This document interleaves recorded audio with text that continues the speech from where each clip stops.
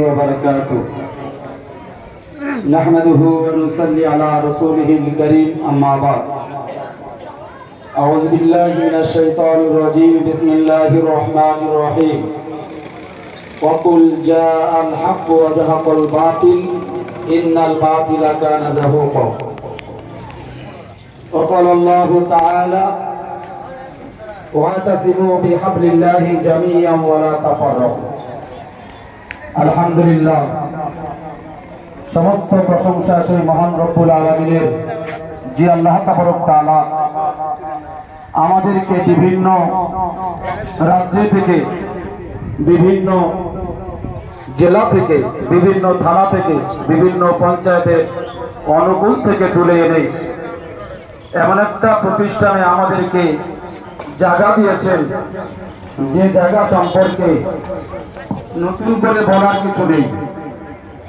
সেই প্রান্তীয় প্রতিষ্ঠান জামিয়া ইসলামিয়া দারুল উলুম পশ্চিম চরণ রাজগড়া, এই প্রতিষ্ঠানের ৭৮তম স্বাধীনতা দিবস উদযাপনে আমার অন্তরঙ্গ গ্রামবাসীবৃন্দ এবং তৎসহ আমার মাথার মুকুট ওলামায়ে ইকরাম, আসাতিজায়ে ইকরাম এবং আমার অত্যন্ত স্নেহপ্রিয় তলবাই আজিজ, আমি সকলকে ধন্যবাদ বা সাধুবাদ জানিয়ে স্বাধীনতা সম্পর্কে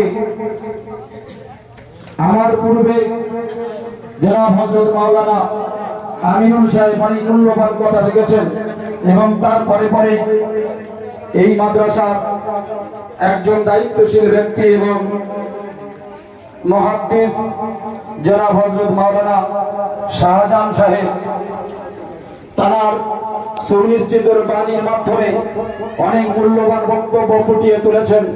আশা করি আজকের স্বাধীনতা সম্পর্কে বেশি কিছু বলার প্রয়োজন নাই, তবুও আমি আপনাদেরকে স্মরণ করাতে চাই, আমরা জানি আজকের ৭৮তম স্বাধীনতা দিবস।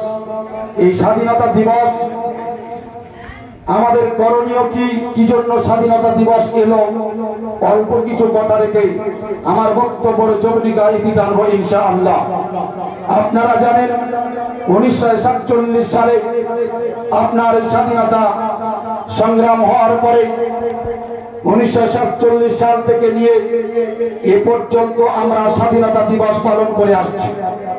কিন্তু স্বাধীনতা এরকম থেকে ইতিপূর্বে আপনারা প্রত্যেকেই অবগত আছেন, ব্রিটিশ সাম্রাজ্য তাদের অধীনে নিয়ে নিয়েছিল ভারতবর্ষের বাঙালি থেকে শুরু করে যে সমস্ত ব্যক্তিবর্গ, যে সমস্ত মানুষরা ছিল, তাদেরকে তারা ব্রিটিশদের আয়ত্তের মধ্যে নিয়ে তাদের মতো করে ভারতবর্ষ পরিচালনা করার প্রচেষ্টা চালিয়েছিল।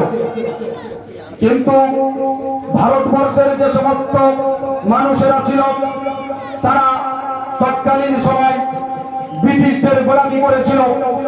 ব্রিটিশদের সঙ্গে থেকে তাদের সঙ্গে সহমত হয়ে এই ভারতবর্ষের প্রত্যেকটি নিয়ম কানুন পরিবর্তন করে পাল্টে দেওয়ার চেষ্টা করেছিল এবং তারা যে মতো করে তারা চালানোর চেষ্টা করত সেই মতো করে চলত। যখন একের পর এক আইন পরিবর্তন হচ্ছে, কারা কানুন যখন তৈরি হচ্ছে, যখন মুসলমানদের বিরুদ্ধে ভারতবর্ষের সংবিধান তৈরি হচ্ছে, তৎকালীন সময় সহ্য না করতে পেরে ভারতবর্ষের স্বাধীনতার আন্দোলন ডাক দিয়েছিলেন। দেওয়ার পরে একজন নয়, দুজন নয়, একসঙ্গে ৫২,০০০ আলেম তাদের বুকের তাজা খুনগুলো ভারতবর্ষের বুকে মাটিতে ছড়িয়ে দিয়ে ভারতবর্ষের মাটিটা খাঁটি করেছিল। তাই আজকে ভারতবর্ষ স্বাধীন হয়েছে। অন্যথা এই ভারতবর্ষ স্বাধীন হতে ১০০ বছর পিছিয়ে যেত, ১০০ বছর পিছিয়ে যেত, ভারতবর্ষ স্বাধীন হতো না। কারণ এটা আমি বলি নাই, এটা নেতাজি সুভাষচন্দ্র বসু ভাইপো শিশির বসু বলেছিলেন। তাই আজকে আমি বলতে চাই, ভারতবর্ষে গণতন্ত্রকে ঠিক রাখার জন্য হিন্দু, মুসলিম, জৈন, খ্রিস্টান, ইহুদিরা যারা বেঁধে কারণ মুসিবত বিতর যত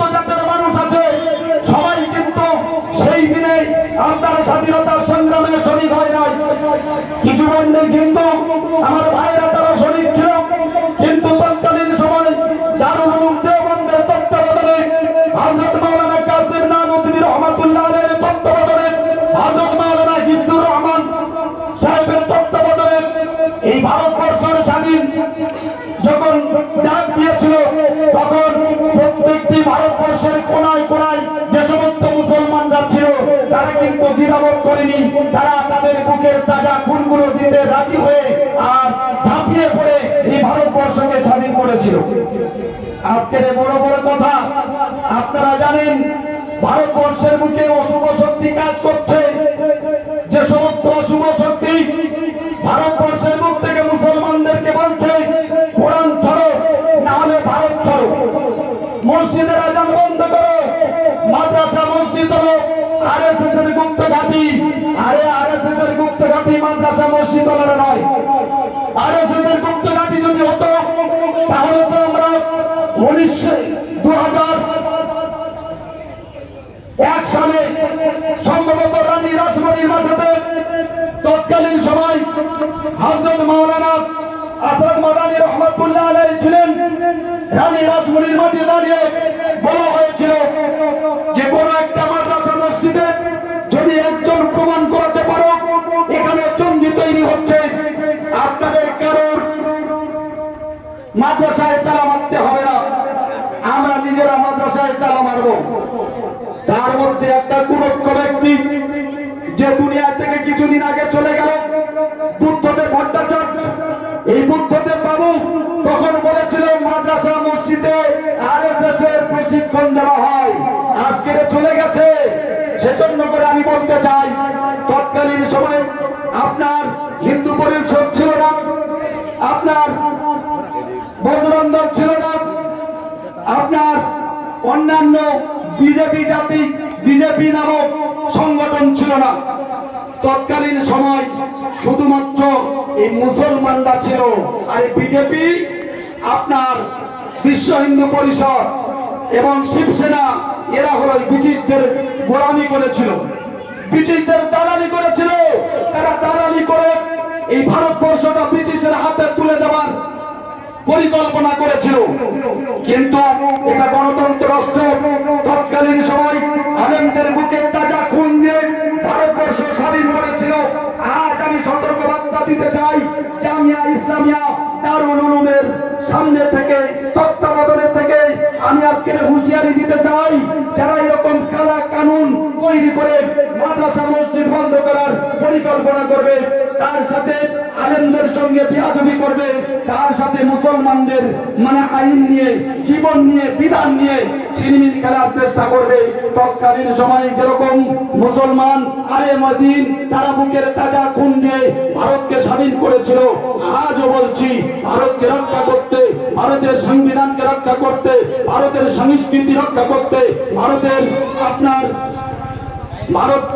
ভারতকে রক্ষা করতে, ভারত মাটিকে রক্ষা করতে আমরা সেই রকম বুকের তাজা খুন দিয়ে আমরা ভারতকে রক্ষা করব। তারপরেও যদি আমাদের উপরে কোনো জুলুম করতে আসে, আমরা মুসলমান, আমরা হলাম বাঘের বাচ্চা, আমরা হলাম সিংহের বাচ্চা, আমরা বিড়াল বাচ্চা নই।